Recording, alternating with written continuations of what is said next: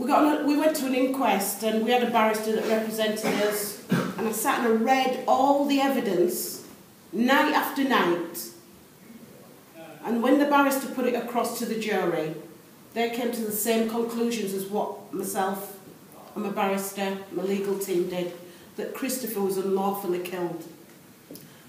Now, unlawful killing means somebody is responsible, and you would automatically think then the CPS would take that into consideration and prosecute these police officers, but it didn't happen like that. We had to go and get the evidence. We had to go and get an expert from outside Northern Ireland, in Northern Ireland, and he looked at the video and said, "You don't have to be a rocket scientist. Christopher's died to the way that they've just left him to die and given him no medical attention." So asylum seekers could be from anywhere, from any countries in the world. But when you come here, you actually feel not the racism by the skin, by disability, or by color, or being a woman. You face the racism in the system. So how can you fight the racism in the system? You fight by being joined together with people like you in the room.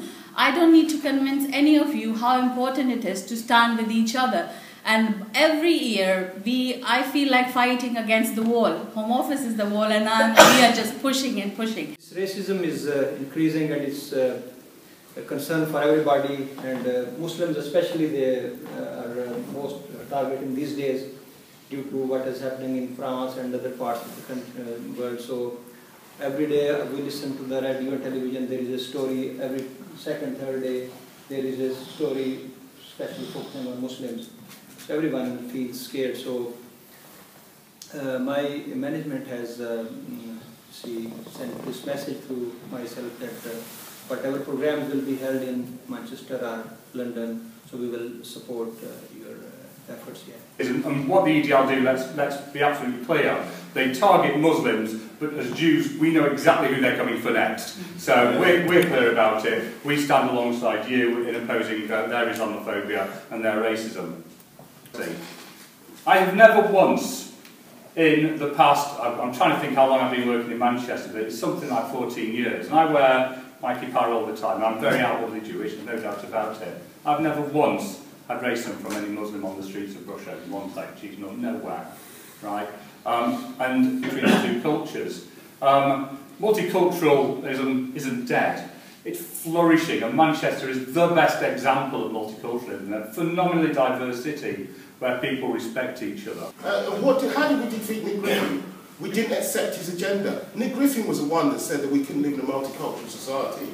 And actually now, the truth of it is, now it's been accepted by other people. And I keep reading that multiculturalism has failed, it's useless, it doesn't work. Well, I'm sorry, it hasn't. I love multiculturalism and I love living in a multicultural city. And I know for a fact that there'll be NUT members on Saturday opposing the fascist EDL in Manchester and saying, not in our city, we don't want racists here, we don't want fascists here. Thank you very much. We too need to take on bigots in every aspect of our lives in Britain. That means unity first and foremost. Though it is easier to conquer and divide pockets of movements, it is considerably more difficult to undermine the integrity of a unified front.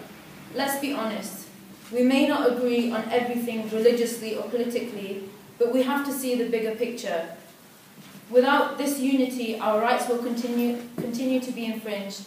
Standing up to bigots such as the EDL and coming together for marches such as the one in London on March the 21st should no longer be an option for us. We need to attend, support, endorse and continue the right to fight against racism, anti-Semitism, Islamophobia, xenophobia and any other forms of hatred. Because if it is not now, when else? And if it is not us, who else? Thank you.